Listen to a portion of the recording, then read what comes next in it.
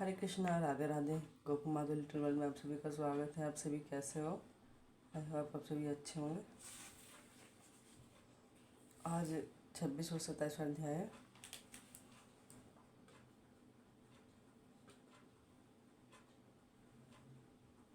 नमो भगवते वासुदेवाय, ओम नमो भगवते वासुदेवाय, ओम नमो वासुदेवाय, ओम नमो वासुदेवाय।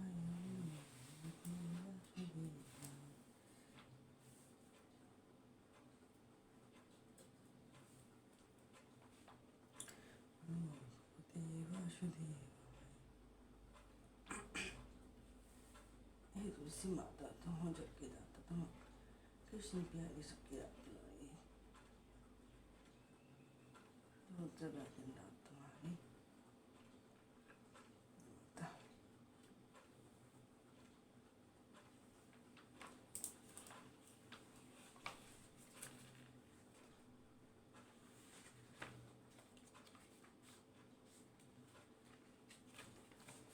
नारद जी ने कहा, देवताओं के ऐसे वचन सुनकर धर्मतत्व ने कहा, सब मनुष्य भगवान विष्णु की प्रसन्नता के लिए विधिवत आराधना, यज्ञ, दान, व्रत, तीर्थ तथा तपस्या आदि करते हैं, किंतु कोई ऐसा सरल उपाय बताइए कि जिसके करने से इन सब का फल प्राप्त हो। गणों ने कहा, हे द्विश्रेष्ठ, आपका प्रश्न बड़ा ही श्रेष्ठ है। हम आपको भगवान विष्णु को शीघ्र प्रसन्न करने का उपाय बताते हैं। हम इतिहास सहित प्राचीन वृत्तांत सुनाते हैं, सावधानी से सुनो। प्राचीन काल में कांचीपुरी के चोल नामक चक्रवर्ती राजा राज्य करता था। उसी के नाम से उससे देश का नाम भी चोल ही प्रसिद्ध था।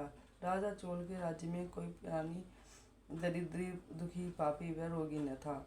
यह सब राजा के यज्ञ करने का प्रभाव था। ताम्रपनी नदी के दोनों किनारों पर सोने के यज्ञ स्तंभ सुशोभित थे।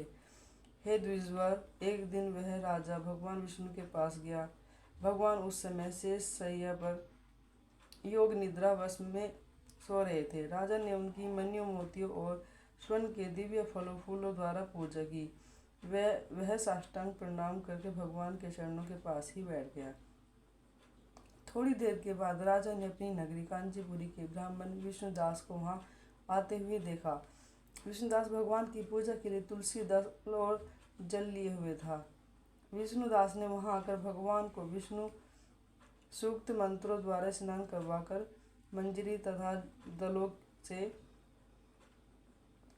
उनका विधिपूर्वक पूजन किया। विष्णुदास को चढ़ाए हुए दलों से राजा के चढ़ाए हुए मणि, मोती व स्वर्ण के फूल ढक गए।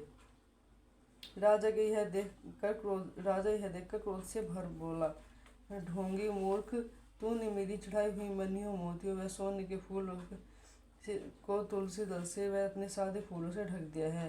तू बेचारा भला भक्ति क्या कर न जाने। तूने मेरे किए हुए विचित्र श्रृंगार को बिगाड़ दिया है। राजा की बात सुनकर विष्णुदास को भी क्रोध चढ़ गया और वह राजा के गौरव को तुच्छ समझकर कहने लगा, हे राजन, तुम भक्ति करना नहीं जानते, तुमको अपने धन का घमंड है। बताओ, आज से पहले तुमने भगवान को कितने प्रकार के व्रत किए हैं? देवगण ने कहा, ब्राह्मण के ऐसे वचन सुनकर राजा ने घमंड से हंसकर बोला, हे विप्र, भगवान की भक्ति के अभिमान से तू ऐसी बात कह रहा है।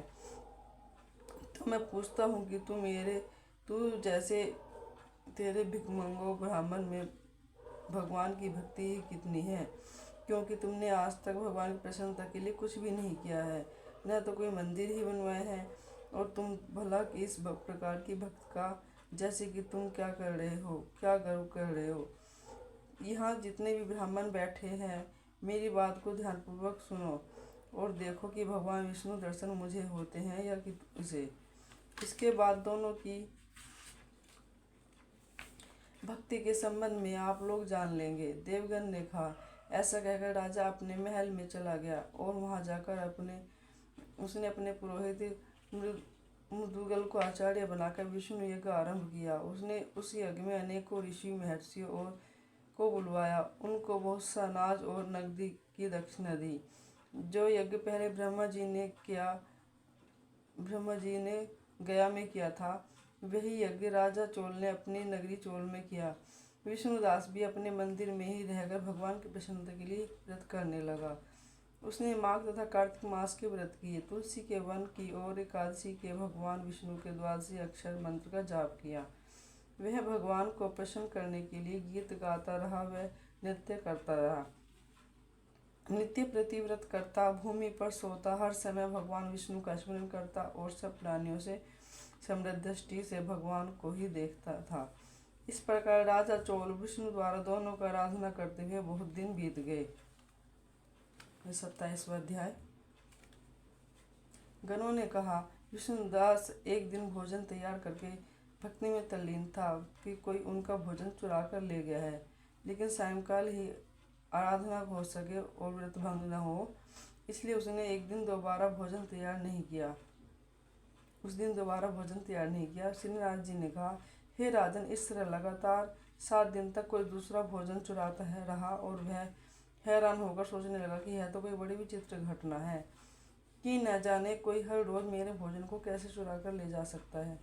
फिर भी इस देव स्थान को छोड़ना नहीं चाहिए। अगर मैं भोजन बनाकर खा लेता हूँ तो देर हो जाएगी और पूजा छूट जाएगी, अतः मुझे भोजन बनाकर तुरंत खाना नहीं चाहिए। बिना भगवान को भोग लगाए वैष्णवों को भोजन नहीं कराना चाहिए। अगर 7 दिन बिन भोजन के बीत गए हैं और एक दिन और सही आज से मैं भली भांति भोजन की रक्षा करूंगा और देखूंगा कि हर रोज कौन इसे चुरा कर ले जाता है। ऐसा सोचकर विष्णुदास भोजन के पास ही छिपकर बैठ गया। उसने थोड़ी देर के बाद देखा कि वहां पर एक चांडाल आया और जिसका शरीर अत्यंत दुर्बल था। उसके शरीर पर केवल चमड़ी ही चमड़ी दिखाई देती थी। जब वह चांडाल भोजन चुराकर चल दिया तो विष्णुदास ने उसे पुकारा, हे भाई, यह रूखा भोजन ले जाकर क्या करोगे? घी भी तो ले जाओ। ऐसे कहकर वह श्रेष्ठ ब्राह्मण आगे को बढ़ा। विष्णुदास को अपनी ओर आते देखकर वह चांडाल तेजी से दौड़ने लगा। वह ब्राह्मण से डर गया, लेकिन निर्बलता के कारण दौड़ भी तो न सकता था, अतः वह भूमि पर गिर पड़ा और मूर्छित हो गया। चांडाल को मूर्छित देखकर विष्णुदास लपक कर उसके पास पहुंचा और अपने वस्त्र से उस पर हवा करने लगा, और उसके बाद उसने जो कुछ देखा तो वह देखकर आश्चर्यचकित रह गया। उसने देखा कि उसके सम्मुख शंख, चक्र, गदा, पद्म, पीतांबर धारी चतुर्भुजी रूप, अलसी के फूल और समान फलों वाले छाती में कौतुम माला से सुशोभित साक्षात श्री भगवान विष्णु खड़े हैं। भगवान का दर्शन करके सात्विक भाव से मुक्त वह श्रेष्ठ ब्राह्मण उनकी स्तुति तथा प्रणाम कुछ भी न कर सका। वहीं पर सब इंद्र आदि देवता भी उपस्थित हो गए और गंधर्व तथा अप्सराएं आकर गीत गाने लगी तथा नृत्य करने लगी। विष्णु भगवान ने अपना स्वरूप ब्राह्मण को प्रकट करा और उसका आलिंगन किया और दिव्य विमान में बैठाकर उसको वैकुंठ को ले गए। दिव्य विमान में ब्राह्मण को विष्णु के साथ जाते हुए देख चोल राजा ने भी देखा और अपने गुरु आचार्य मुग्दल को कहा कि मैंने जो यज्ञादि किए हैं वे सब व्यर्थ हुए। जितनी दान दक्षिणा मैंने ब्राह्मणों को दे दी वह असफल हुई। विष्णु भगवान के दर्शन नहीं किए। विष्णुदास ब्राह्मण ने केवल श्रद्धा से भक्ति की, उसके प्रभाव से विष्णु भगवान ने आकर उसको दर्शन दिए। इसलिए भक्ति की ही सर्वोपरि है। मुझे विष्णु भगवान के दर्शन के लिए राजकाज त्याग कर भक्ति करनी चाहिए। राजा के कोई पुत्र न होने के कारण उसने भांजे को राजगद्दी का अधिकारी बना दिया और आप विष्णु भगवान की भक्ति करने लगा। बहुत काल तक भक्ति करने के बाद भी वह जब विष्णु भगवान के दर्शन नहीं हुए तो वह अग्नि कुंड में कूद पड़ा। अग्नि में प्रकट होकर विष्णु भगवान ने राजा को गोदी में उठा लिया और कहा कि मैं तेरे त्याग और भक्ति से बहुत प्रसन्न हूँ। उसका आलिंगन करके उसको दिव्य विमान में अपने साथ बिठाकर वैकुंठ को ले गए। भगवान विष्णु ने अपने समान रूप वाले ब्राह्मण को पुण्यशील और राजा चोल को सुशील नाम देकर दोनों को अपने द्वारपाल बनाया।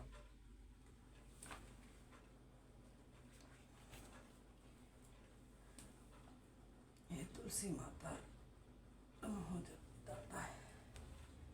बाकी बिहारी लाल की, वृंदा माता की, अम्बे रानी की, बोलो श्री विष्णु भगवान की जय, शालिग्राम जी की जय।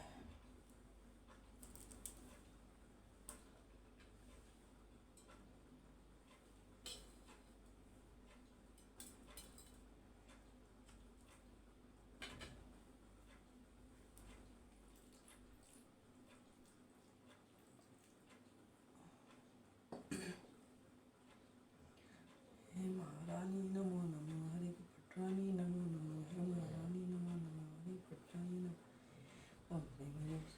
कौन से महीने हुई हरियाली श्रावणी नगर, हरियाली कौन श्रावणी न हुई हरियाली, वृंदा महारानी नमो नमो, हरि की पटरानी नमो नमो। कौन से महीने हुई तेरी पूजा, कौन से महीने हुई सगाई, कौन से महीने हुई तेरी पूजा, कौन से महीने हुई कार्तिक महीना हुई तेरी पूजा, मूसी मास हुई सगाई, वृंदा महारानी नमो नमो, हरि की पटरानी नमो नमो। कहाँ बैठे तुलसी शाखा बैठे शालिग्राम, कहाँ बैठे तुलसी आश्रम बैठे शालिग्राम, वृंदा महारानी नमो नमो, हरि की पटरानी नमो नमो, वृंदा महारानी नमो नमो, हरि की पटरानी नमो नमो।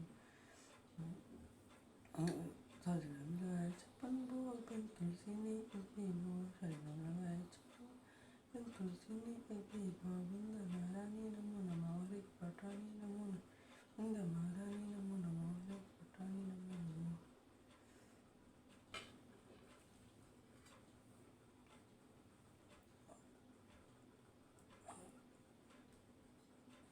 बाकी बिहारी लाल की जय, वृंदा माता की जय, गंगे माता की जय। वीडियो पसंद आए तो लाइक और शेयर करना, चैनल को सब्सक्राइब भी करना। राधे राधे।